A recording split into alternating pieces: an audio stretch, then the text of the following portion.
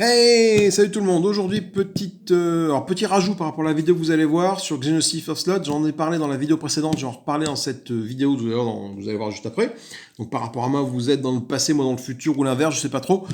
Peu importe. D'un ajustement, pas un ajustement de règles, c'est-à-dire que l'éditeur a sorti un Oslot Dreadmere, dans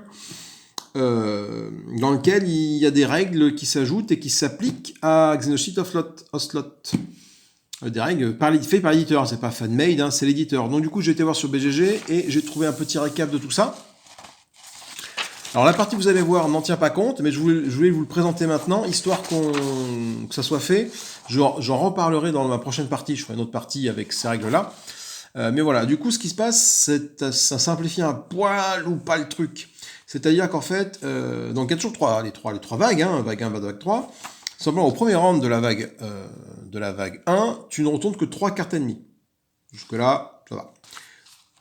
Vague 2, round 2, round 2, quelle soit la vague, hein, tu retournes 4 cartes ennemies, comme d'habitude. Ok.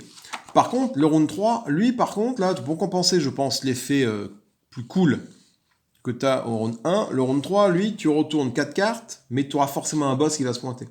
C'est-à-dire que tu vas retourner les 4 cartes, et un ou deux joueurs, c'est ce qu'ils disent, hein, tu vas, les 4 cartes que tu vas mettre dans ta ligne de combat, hein, tu vas en prendre une au pif, tu vas la mettre à la défausse, et tu vas mettre au pif un des deux boss que tu vas foutre dedans. Donc le boss, il est plus présent dans la pile que tu prépares au début, tu les mets de côté, et les boss, tu vas les rajouter pour la ligne 3. C'est-à-dire que tu vas forcément te farcir un boss au round 3 de chaque vague.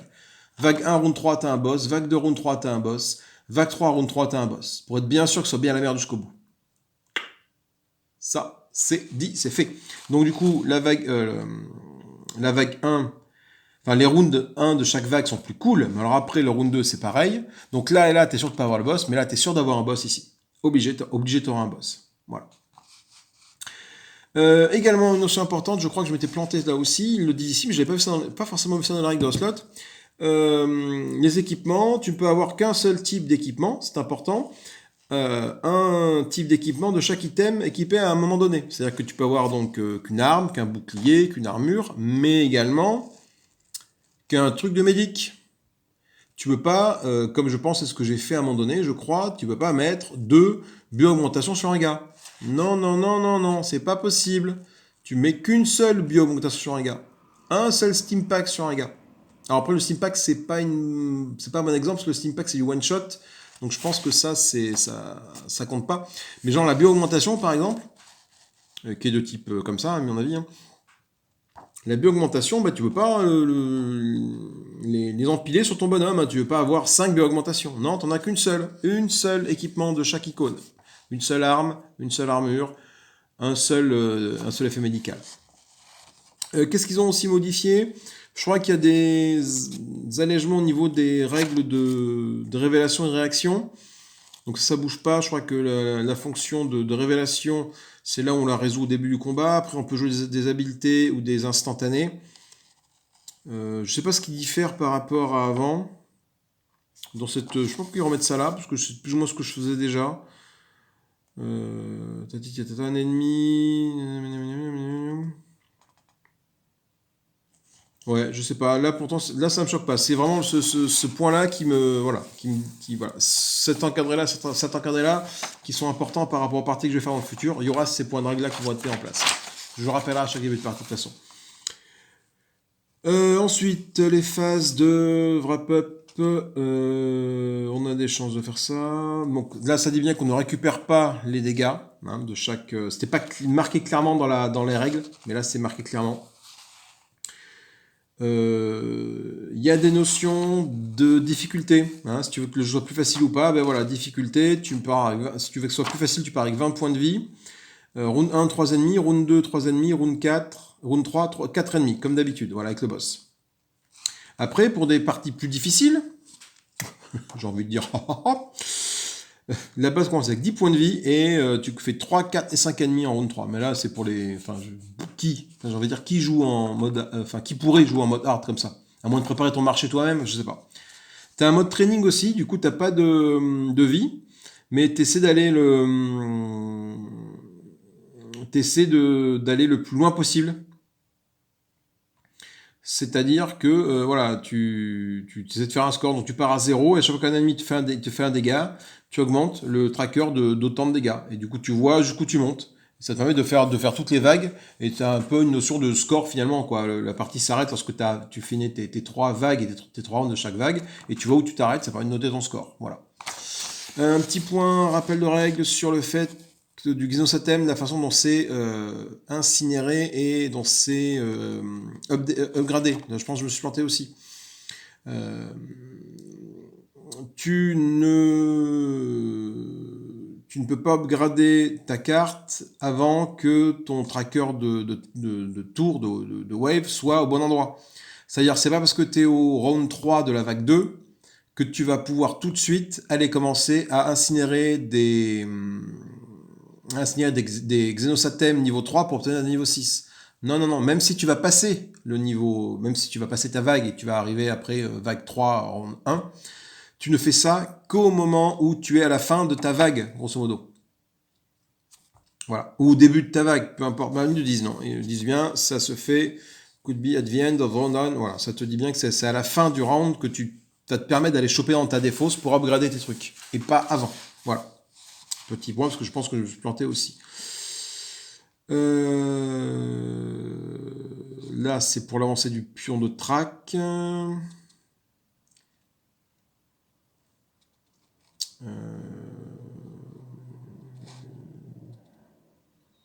Advance the Wave Tracker at this time. Wave Tracker should be advanced one space. Oui, bon, c'est d'accord. Ok, bon, là, c'est pas bien important. Les effets simultanés, ça se gérait plus ou moins bien. J'ai pas tout lu à peu près parce que c'est vraiment qu'un petit condensé des règles. Mais voilà, ce qui est important à voir, c'est ça. Ce petit encadré là sur un équipement, un truc, je me suis planté aussi. Là, la nouvelle façon de gérer des vagues. Donc ça, je mettrai dans la boîte, que je le plastifie. Et puis surtout, j'avais dit le niveau de difficulté et le Xenosatem à bien mettre à jour quand il faut. Voilà. Écoutez, je vous laisse avec la partie qui va suivre. Donc pendant cette partie-là, ces règles-là ne sont pas du tout mises en place. Ça sera pour les parties futures. Mais je le rappellerai lorsque je ferai une nouvelle partie filmée de Xenoshift. Gros bisous, amusez-vous bien. Et j'espère que vous allez apprécier la partie que vous allez voir juste après. Bisous. Hey, salut tout le monde. Aujourd'hui, on se retrouve pour une nouvelle partie de Xenoshift Ocelot. La dernière fois, on avait fait une partie qui avait duré un petit moment. On s'est arrêté malheureusement à la huitième round, donc un round avant la fin, avant que notre base se fasse annihiler. Et ben, on va recommencer pour une nouvelle partie, en espérant d'avoir un peu plus de chance, ou je sais pas trop. Enfin, de la chance, non, on en a eu parce qu'on est arrivé quand même vachement bas dans le truc, quoi. Donc, nous allons procéder tranquillement à la mise en place du jeu. Donc, on retrouve notre marché qui va s'améliorer au fur et à mesure des vagues. Vague 1, on peut taper que là. Vague 2, on tape là-dedans ou au-dessus. Vague 3, on tape partout. Les objets qui sont ici, que nous allons découvrir après que j'ai choisi le lieu de notre structure à défendre, qu'on va devoir défendre. Et puis voilà quoi, tout simplement. Alors c'est parti, on va mélanger le lieu. Et on va choisir tout.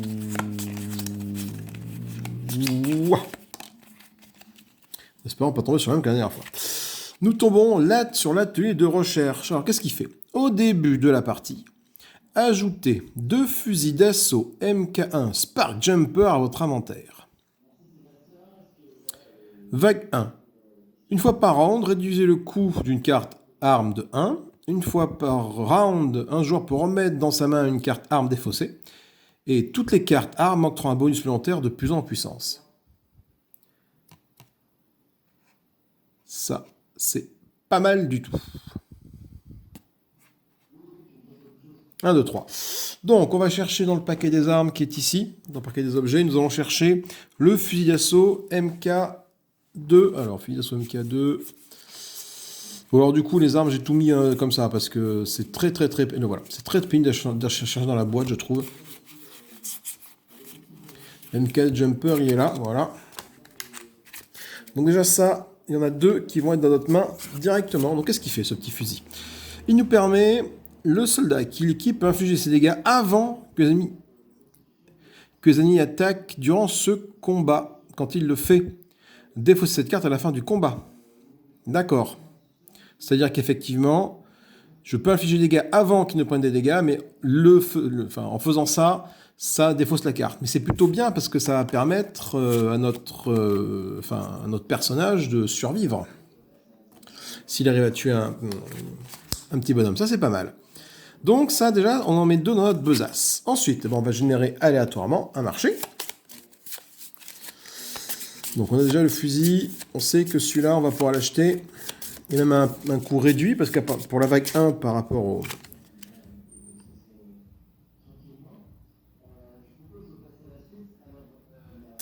ici, vague 1, une fois par an, on réduit le coût d'une arme de 1. Donc celle-là, du coup, elle coûte 3, mais elle ne me coûtera que 2 à acheter. Donc on va piocher, là, on va gagner une armure Templar. C'est bien, on a une arme et une armure.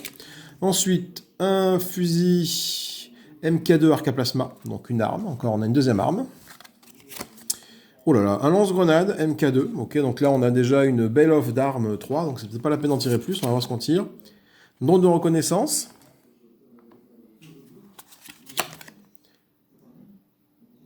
Un robot médical. Ok, on verra après quand sont les cartes. Un bouclier à impulsion, donc on a un marché qui est assez équilibré pour l'instant en fait je trouve. C'est vrai qu'on ait notre armure.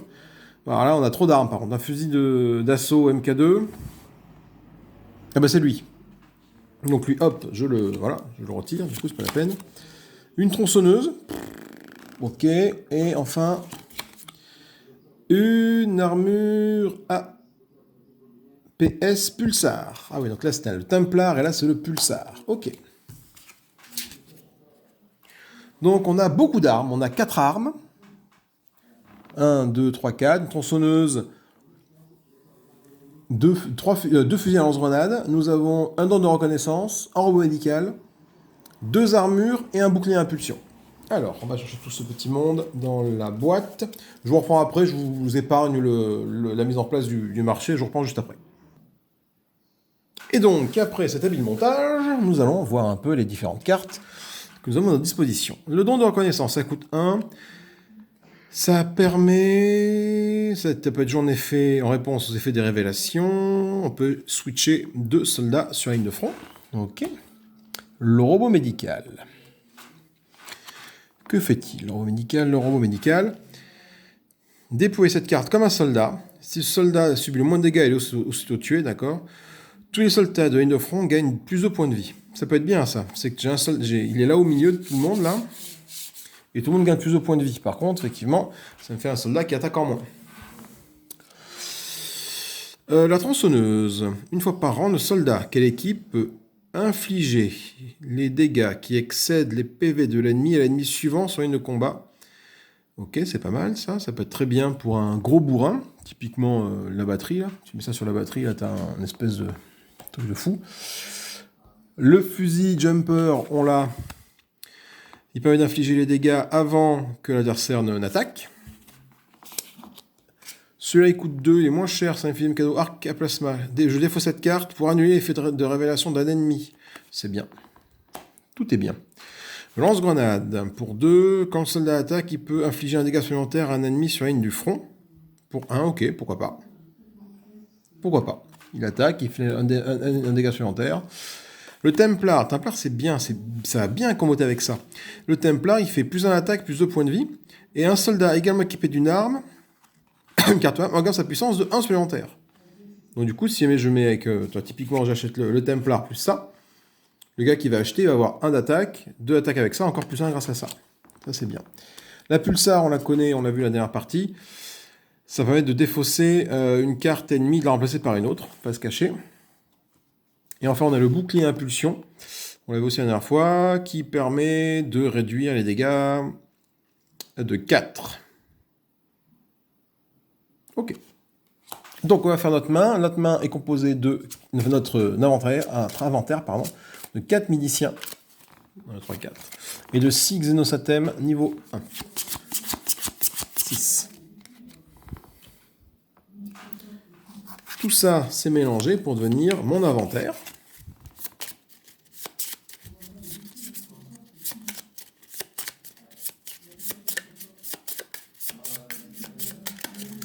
J'y mélange, j'y mélange, j'y mélange, et on est parti. Alors, je pioche 6 cartes. 1, 2, 3, 4, 5, 6. Donc j'ai 1, 2, 3 exosathèmes. Oh putain, mes 2 fusils et un autre exosathème. Malheureusement, voilà, j'ai pas de soldats, donc ça va être un peu compliqué. Donc je vais prendre directement un exosathème. Ce qui fait que bah, pour 4 exosathèmes, je vais même pas me poser de questions, je vais acheter 2 rangers. 1, 2 rangers, voilà. Je leur mets tout de suite le fusil d'assaut. Je reviens, ne quittez pas. Donc, après cette petite coupure téléphonique, hein, c'est très très pénible, c'est comme ça. Donc, je n'ai que 2 rangers équipés de 2 fusils chacun. Donc, ça leur fait 3 points de dégâts, 3 de défense, ce qui est bien. Et il me reste un Xenosathème. Et ben, je vais m'en servir. Alors, je ne peux pas acheter d'armure malheureusement. Je vais acheter une arme. Je vais acheter une arme, parce que le don de reconnaissance, ça me sert à rien, puis ça permet de déplacer deux soldats, mais c'est les mêmes, donc voilà. L'avantage, c'est qu'une fois par round, je peux réduire le coût d'une arme de 1, donc du coup, je peux acheter soit ça, soit ça.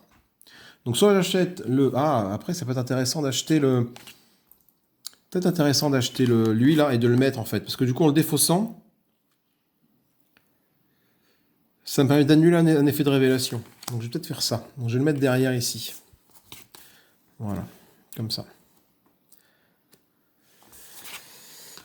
Ouais, je vais faire ça. Donc ça, je le mets dans ma défausse. Qu'est-ce que j'ai fabriqué?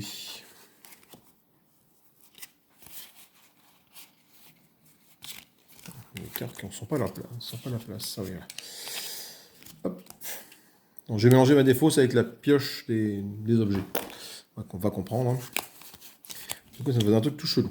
Ok, ce qui fait que j'ai ça dans ma main, mais bon, il va falloir que je m'en sépare au tour d'après, ce qui est un petit peu dommage, malheureusement.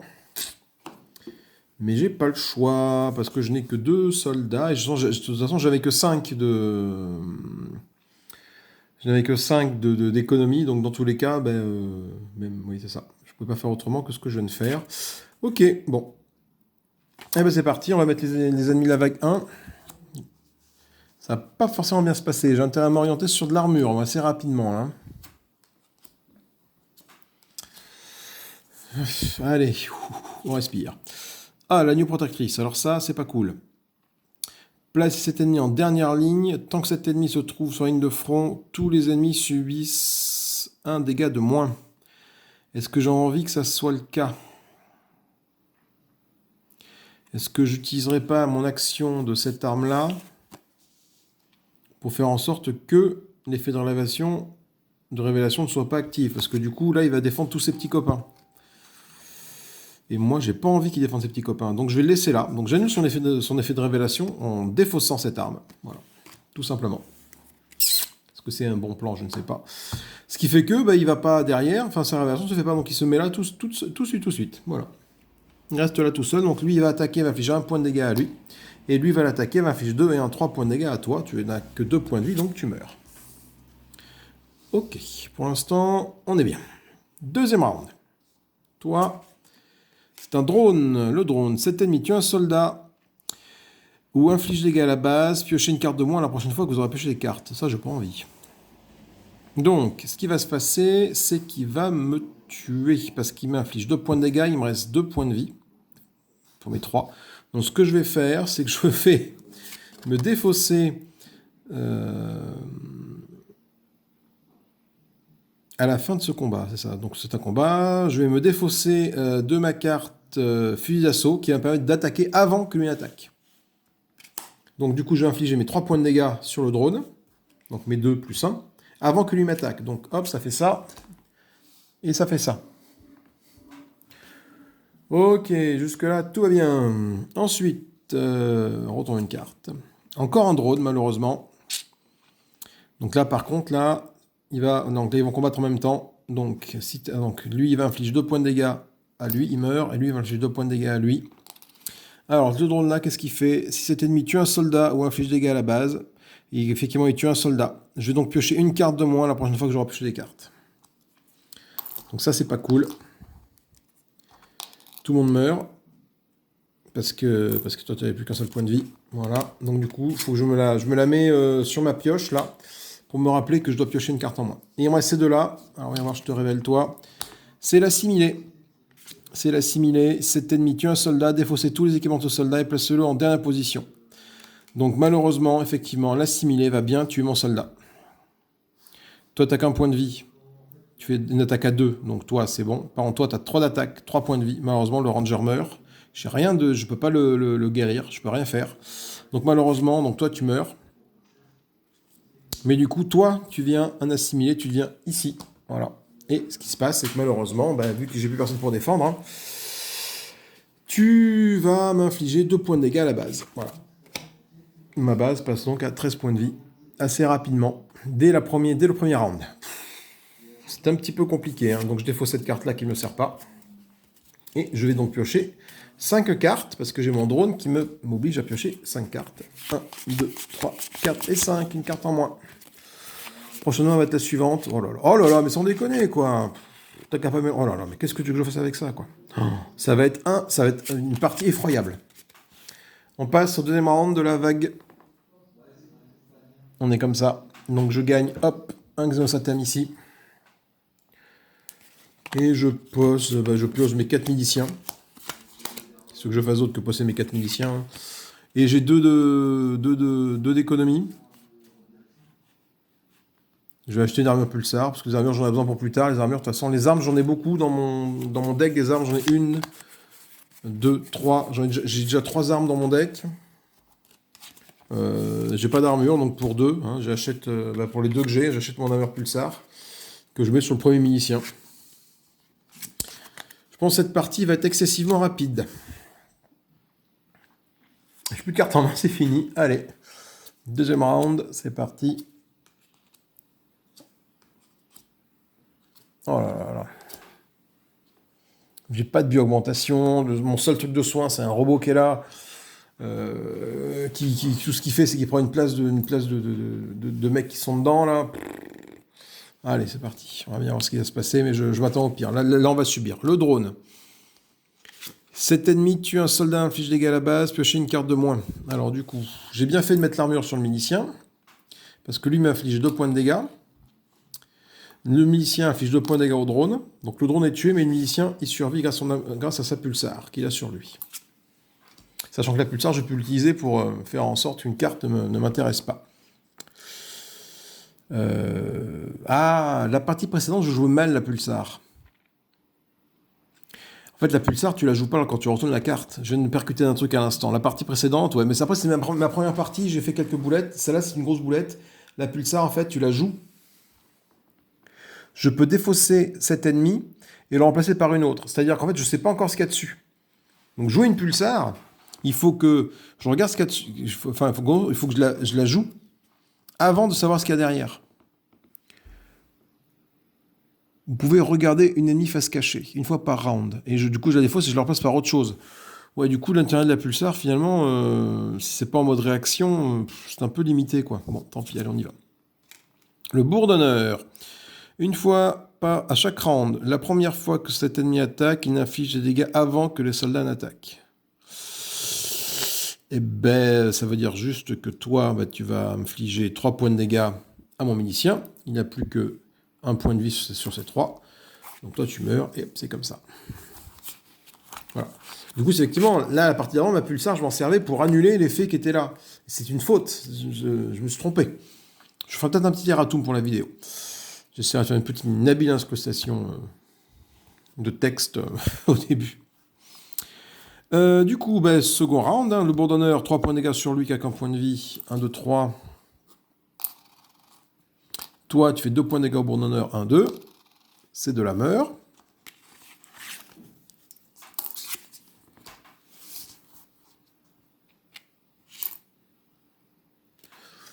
Ok. Ensuite, le nécrophage. Le nécrophage, il inflige 1 point de dégâts. Putain, c'est pas gagné. Nécrophage, il inflige 1 point de dégâts à lui, qui n'a qu'un point de vie, donc il meurt. Lui inflige 2 points de dégâts à lui. Donc déjà, le nécrophage, il ne meurt pas. Donc ça va comme ça. Le milicien arrive ici. Seconde phase, le milicien inflige 2 points de dégâts à lui, donc toi tu meurs, mais ton passif me dit que tu vas revenir avec 1 point de vie seulement, donc tu reviens ici avec 1 point de vie, donc 2 blessures, mais toi tu as infligé 1 point de dégâts avant de mourir à lui, donc 1 point de vie, il meurt. Ok, putain c'est la merde là. Et le drone. Oh putain, encore une fois quoi. Chaque fois que je suis un soldat où j'inflige un dégât à la base, je pioche une carte de moins. Donc c'est-à-dire que là, je vais me prendre 3 points de dégâts sur ma base. Donc je tombe à 10. Voilà. 10 points de vie. 2 pour lui, 1 pour lui. Et du coup, je vais mettre ça ici pour dire que je pioche une carte en moins à une prochaine phase de pioche. Donc je vais piocher, la phase de pioche elle arrive, hein. Je pioche une carte. Et du coup, d'en piocher 6, j'en pioche 5. Enfin, voilà, 5 au total.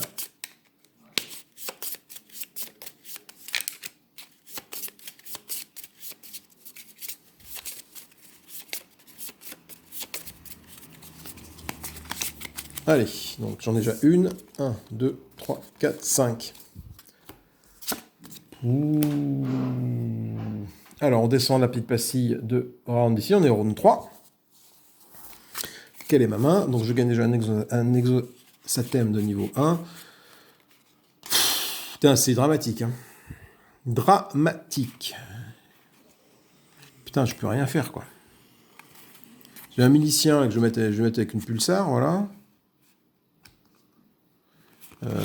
Et puis pour 4, il faut que j'achète des rangers, hein, de toute façon. Donc j'achète de l'équipement, mais alors, en me disant qu'après, je pourrais toujours acheter ça. Allez, de toute façon, pour où j'en suis. Pour 4, je vais acheter le robot médical. Hop là. J'ai pris cette carte comme si c'était un soldat, et du coup, lui, il a plus de points de vie. Ouais, là, je donne pas cher notre base, là. Est-ce qu'il va 2 points de vie, ça lui fera 5 points de vie. Est-ce qu'il va pouvoir encaisser 5 points de vie, quoi? Est-ce que j'aurais pas mieux fait de prendre 2 rangers, finalement, pour 4, tu vois, que ça? Ouais, Finalement, je change d'avis. Les 4 que j'ai claqués, hein, je les prends pour acheter 2 rangers. Hein. Voilà. Et je vais plutôt mettre une... Tiens, je vais mettre une pulsar. La pulsar, je vais la mettre sur lui. Voilà. Bon, eh ben, on va bien voir, c'est parti. Alors, première carte, c'est le boss. Le boss qui arrive, un cafard biliaire. Chaque fois que cet ennemi tue un soldat, incinérer ce soldat inflige 2 points de dégâts à la base. Alors, toi, tu affiches 3 points de dégâts sur lui. Et toi, tu affiches 2 points de dégâts sur lui. Donc, qu'est-ce qui se passe? Mon milicien est tué, donc il est incinéré. Ça veut dire qu'il disparaît, il retourne là-bas dans le marché, je ne pourrais plus m'en servir du tout. Ensuite, il a incinéré un gars, il affiche 2 points de dégâts à ma base. Ma base tombe à 8 points de vie.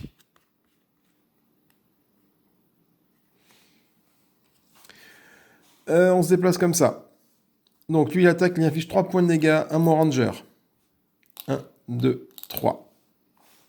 Et mon ranger affiche 2 points de dégâts au cafard. 1, 2. Donc c'est bon, le cafard bilaire meurt, mais mon ranger survit. Ok, oui, effectivement, j'ai bien très mal utilisé l'armure pulsar la partie précédente. Hein, en défaussant des cartes une fois qu'elles étaient visibles. Ça n'allait pas du tout comme façon de faire. J'ai fait une grosse boulette, je ferai une erratum dans la vidéo. Alors je la diffuserai quand même, j'ai joué pendant 2 heures, hein, je vais quand même la diffuser, même si c'est cette grosse erreur-là. Mais bon, ça m'a quand même permis d'aller, même avec cette erreur-là, bon, je suis arrivé à ce niveau-là, et j'ai quand même perdu la partie. Et au final, oui, ça m'a pas ça m'a pas permis de gagner pour autant. Hein. Mais moi, j'ai pris du plaisir. Donc, est-ce que finalement, je vais peut-être pas jouer avec cette variante de règles? Je sais pas trop. Quoi. Faut que je regarde. Allez, on continue.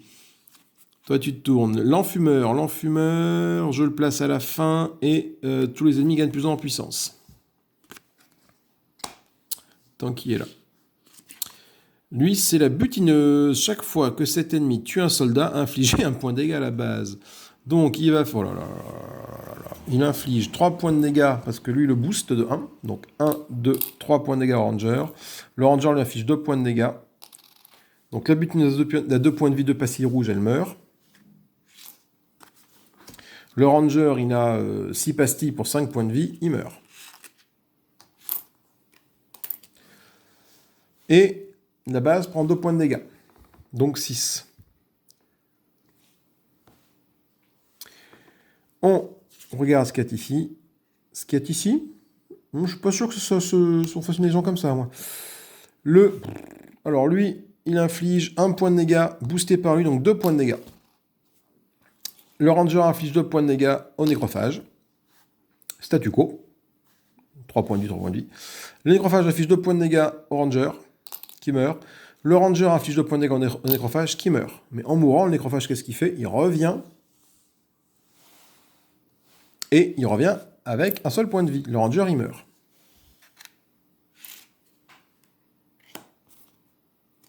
Ça, c'est ma défausse. Oui.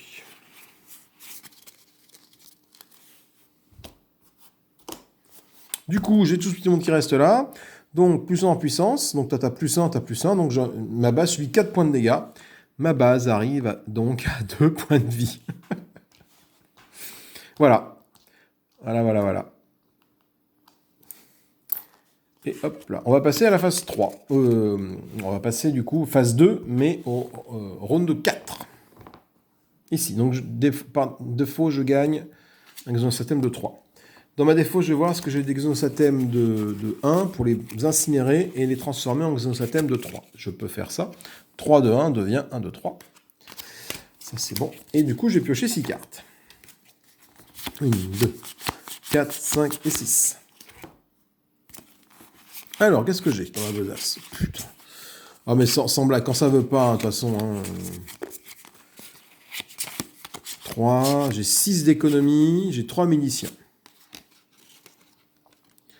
3 miliciens, 6 d'économie. Alors 6 d'économie, pour 3 d'économie, je vais acheter un... Il me faut du tank, hein, de toute façon, je vais acheter un Stormtrooper. Là, ça me dit que je peux remettre une carte arme défaussée dans ma main, parce que je suis en vague 2. J'arrive en vague 2, là, donc je peux faire ça. Donc je peux avoir une carte défaussée, une arme défaussée, j'en ai pas. Donc déjà, je peux même pas utiliser ma... Je peux même pas utiliser mon atelier de recherche. Voilà. Du coup, j'ai quoi? J'ai 6 économies, donc 3 d'économie. Donc 3 d'économie, je les utilise tout de suite, voilà, c'est fait pour acheter le Stormtrooper, je les avais pas enlevés de ma main. Il me reste 3. Putain, il me reste 3, quoi. Je vais acheter l'armure Templar pour 3.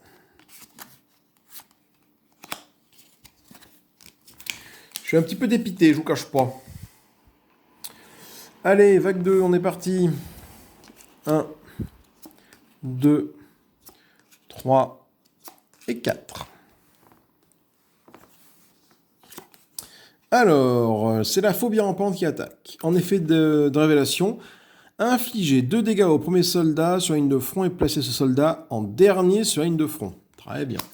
Donc toi déjà, tu prends 2 points de dégâts. Voilà. Et tu vas en dernier sur la ligne de front. Ok. Du coup, toi, oh là là, c'est une catastrophe. Donc, ben, eux deux vont combattre. Donc, toi, le milicien t'inflige 2 points de dégâts à la phobie rampante, qui inflige 3 points de dégâts à mon milicien, qui n'a qu'un point de vie. Mon milicien meurt. On déplace tout ce petit monde. Ce milicien-ci, alors, j'ai utilisé ma capacité de mon Stormtrooper, qui est d'infliger 2 points de dégâts à un ennemi révélé. Voilà. Que je mets sur ma phobie rampante. Le milicien attaque à 2 points de dégâts. Et la phobie rampante inflige 3 points de dégâts au milicien. Voilà, donc le milicien meurt. Et la phobie rampante, elle, elle meurt aussi. Hein. Voilà, mais bon, du coup, il y a un certain déséquilibre. Hein. C'est pas gagné. Alors, la mouche pestiférée. Chaque fois que... Ben voilà, c'est fini. Pardon. Chaque fois que cet ennemi tue un soldat, infligez 1 point à la base, plus 1 point de dégâts par chaque soldat présent sur la ligne de front. Donc du coup... Oh bah voilà, hein, la partie est... Donc, mon milicien, il inflige 2 points de dégâts à la mouche. La mouche, il inflige 3 points de dégâts au milicien. qui fait que le milicien, lui, meurt. Tac. À chaque fois que cette minute tue un soldat, infligez un point de dégâts à la base. Voilà. Et infliger la base subit un point de dégâts supplémentaire pour chaque soldat présent sur la ligne de front. Donc j'ai eu mon Centopar qui est là.